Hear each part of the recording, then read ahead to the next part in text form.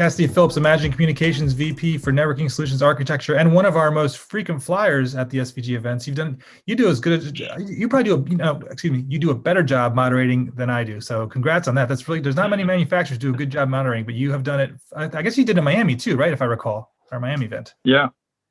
Yep. Yeah, I love hanging out with you guys. Obviously, I miss being able to do it all in person, so we'll get there as soon as possible. But yeah, there's always a million things to talk about. So I've gotten pretty good at managing my time. Plus, I was a stage director at one point in my career, so I'm used to watching that clock. Sure, exactly. Yeah, so let's talk what's been going on as far as I know. Obviously, lots of remote workflows is the theme of the past year. And I know that from the Imagine Communications standpoint, I wanted to dive into the SDNO PathView and kind of talk about how it's really revolutionized the production environment. So give us an overview of SDNO PathView and where it's kind of fit into this whole current landscape of remote workflows. Yeah. So Magellan SDNO has been our routing control system for a while now. And, it really is, it's all about connecting, maybe you have a few different types of SDI routers that need to be a part of that system. Maybe you have a 2110 system that is all part of the same fabric. And, the way 2110 works, that means we have to talk to each of those edge devices, not just in NMOS, but maybe whatever their native language is.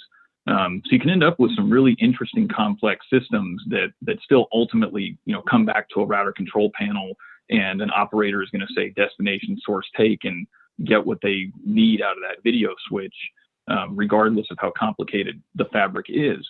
But what PathView does is it gives you a HTML5 based browser accessible live detail drawing of whatever is happening in your system. So, you could have a fly pack that's interconnected to a larger facility somewhere else, or you could have large hubs that are interconnected, and you could have a way to visualize this complex fabric in a way that is both quickly understood by an operator if you needed to kind of babysit a workflow and look for tallies, whether, things were going red or green, or if you're an engineer and you want to say, okay, I'm going to take camera one out of a workflow. I want to make sure that I know who's sort of, looking at camera one, recording it or doing something with it, and then confirm that I'm clear to move it, and kind of make an engineering decision based on what I see in my live system. Especially when we start to talk about 400 gig and maybe even in the future 800 gig connections between systems, you can't trace that signal to one wire anymore. So, being able to have a picture of what's happening on the wire is really important. And through the social distancing restrictions we've had in some of these venues and events over the last year, it's been really huge to give someone a live view into what's happening in their system, as well as having access to things like their scope, of course, and a multi-viewer, to actually, maybe you can't fill the control room with all the staff that you used to because of a 6-foot rule or something like that. So right. Being able to access that at home and do that troubleshooting or that routing and things like that through an intuitive screen has been huge for us. It's great. So obviously, I think one of the big, you mentioned the mix of SDI components with IP, and I know, I think you've used the word maybe interesting, but I know that a lot of remote production people would say pain in the ass as far as some of that connectivity. So how does a product like SDNO PathView kind of open up new customer opportunities for you? Because I'm assuming that for a lot of customers, a lot of the problem, the hesitancy is that they're concerned of not having the type of ability to look over the network and monitor the network the way you guys now allow them to do. Is that true? Yeah, absolutely. So, in addition to having that live drawing, PathView also presents in an info tab things that would come from like the SDP information. So, information about, what that video format is in 2110, or again, if you have an SDI system, it would break out, maybe you have a multi-level system that's showing you where we can actually draw, here's the video, here's the audio, and if it's 2110, there's even that demuxed ancillary data, so to speak, so you could have those levels. It's really, there are systems where you could still have a patch bay, right? Where it still makes sense to do an SDI system and have a patch bay. But when you get into these really large UHD systems, or maybe even 8K and, or high frame rate, which of course the sports world, we're the ones that start asking for that stuff pretty quickly. Right. Quality is king, right? In that world. So, you get into these really big systems that just go beyond what the SDI world can really contain in a logical fashion. And so, you get into these COTS-based situations where it's a spine leaf topology, and maybe you have a fly pack that is connecting over a 100 gig link.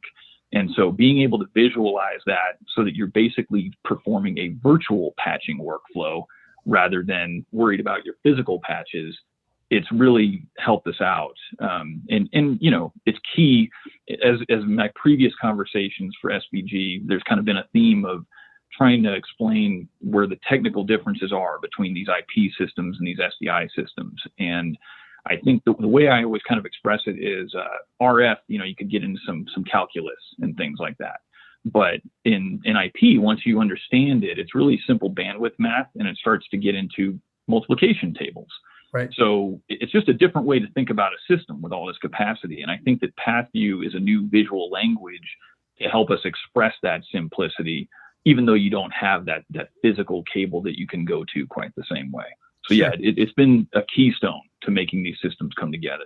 And I guess one of the other important things is that it allows people to make the move to IP without having to toss out their SDI infrastructure, which obviously is a big issue for a lot of smaller facilities and big ones too, because the bigger you are, the more stuff you may have to get rid of. So can you talk about that as how it kind of allows someone to make a move in IP and then get the true amortization, if you will, out of their SDI investments? Yeah. I mean, we've had live sports venues for, NBA teams and NFL teams now for a few years. And I can tell you, even though some of those were greenfield and they went in with all new stuff, just because they had a preference for a specific device that might still be SDI, they went best of breed, period, regardless of IP or SDI. They were like, this is the switcher I want. This is the camera I want, and so on and so forth. So even the ones that we did that are 2110 cores had a mix of SDI. But, to your point, there's also facilities where, they only bought their SDI router a couple of years ago, and it's still got a lot of life in it. So there's no reason to completely blow up that workflow. They can just kind of bring it in. And that's what's so important about SDNO being this overarching broadcast router control system, is that, you really can just migrate however you want to. And I wouldn't be surprised if there's a cool new SDI device next year that everybody wants. And even though we also see devices now that are only 2110, we are starting to see that, where there's new devices that only have a 2110 interface. So it's going to be key to make these things get along with each other. And that's really where we fit in each of these systems. Gotcha. So before we go, and I think you mentioned before the call that you've done some research into power efficiency of SDI and COTS. So what did you learn? Yeah. So I did a comparison. I was looking at sort of a 512 by 512 UHD matrix, which, for a larger venue or a larger truck, that could be a pretty good number. And when you look at that, I figured out, okay, well, there's a COTS switch that's 2 rack units that could easily support a 760 some UHD matrix. And when you really mapped it out over a 7-year lifetime, the COTS-based core was 60% more efficient in terms of power consumption, which obviously then affects your, refrigerant and all the other things that you might have to do to maintain that system. So, especially when you see these devices that are 2110 native, so you don't need a gateway necessarily to get to that core. You're talking about what was a 29RU router is now a 2RU router, and you have all kinds of room to do your UHD and your high frame rate and everything else. And if the system goes bigger, that efficiency goes up, because then you can pack things even more neatly and go to a 4RU or maybe even larger. And what's really wild is for large broadcasters, which of course we have some big sports networks out there in the world, they could do a 29RU COTS switch that could do 18,000 UHD signals squared. Wow. So this allows us to open our imagination up, right? So that's really what was interesting about it. When you talk about my Selenium network processor being a 1RU processing device that's got a 100 gig link, it easily fits in a fly pack or a truck, does 32 channels of processing and frame sync, color corrections, HDR, and we're talking about that same FPGA data center type of technology, and you're cutting out, 4 other devices that you might have needed in a workflow to accomplish what that device does.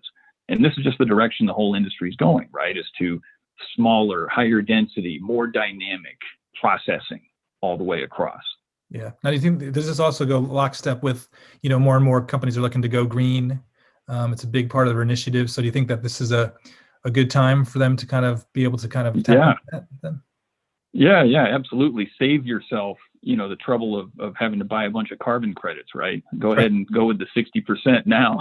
Right. Exactly. And it's only going to get better. I mean, the large COTS switch manufacturers are aggressively doing R&D to improve those devices all the time. And so, let's not reinvent the wheel. Let's leverage the horsepower that they're giving us to go where we want to go, in this media world, Right. And we're talking audio, video, and it could be cloud stuff, and it could be, there's, so many things are opening up despite, some of the restrictions we've dealt with over the last year. It's forced us to think a little bit differently and get creative. And, I think that we have a very bright future for high quality sports production.